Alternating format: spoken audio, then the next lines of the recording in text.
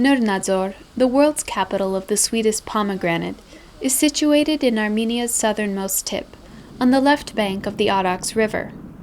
The distance between Yerevan and the village of Nrnadzor is exactly the same as that between Los Angeles and Las Vegas, 435 kilometers.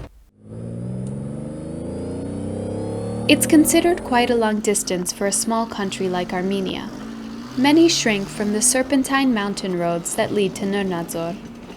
The last group of visitors that came to the village was a theater company from Yerevan. They gave a few performances last year. That was it.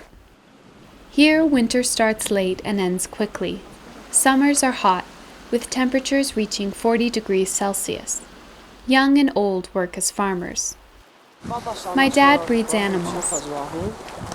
What types of animals? Cows, sheep.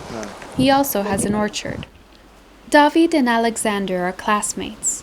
There are 2 other kids in their class. With only 30 families living in Nrnadzor, the village school has a total of 25 students. On weekends, the only person at the school is Grigor, the guard. I'm from Getashen. After leaving Getashen during the Artsakh War, Grigor and his family moved to Nrnadzor. At that time, the village was still called Nuvadi. The Azerbaijanis had just withdrawn. Grigor began to work at the school the day after his arrival in Nrnadzor. As he quickly shows the classrooms, he slowly and ceremoniously talks about the campus, and particularly about the bulletin boards. These are his creations. This is the kind of stuff I draw. I draw and write things. These are all my writings. I've been drawing and writing on the bulletin board for the past 25 years. This school opened its doors in 2009. With the initiative and financial support of the Iranian-Armenian community, the Hayastan All-Armenian Fund built the campus in the village, which sits on the Armenian-Iranian border. The benefactors have also addressed Nrnadzor's lack of access to irrigation and potable water. A more than 4-kilometer water pipeline and 2 reservoirs were built here. The Iranian-Armenian community has been supporting Nrnadzor for the past decade. The irrigation pipeline that they've built passes through this canyon and goes right up to the hillside orchards.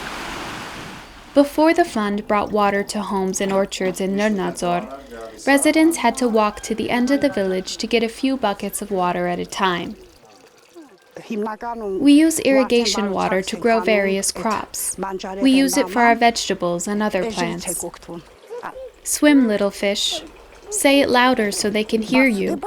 Let go of the bait. Keep to the bottom of the water until the danger has passed.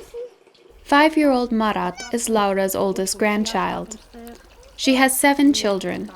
Her daughters have married and moved to neighboring villages. Her 3 sons still live with her. They grow pomegranates, figs, and persimmons. Things are much better now compared with the past. We don't have anything to complain about. Where else would we go? We're taking out the trees planted by the Turks and gradually replacing them with branch cuttings.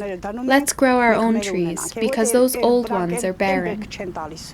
In this village of pomegranates, 29-year-old Artur has made a business of growing the luscious fruit.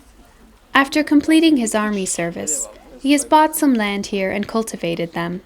He has planted a few hundred trees on his 1-hectare orchard.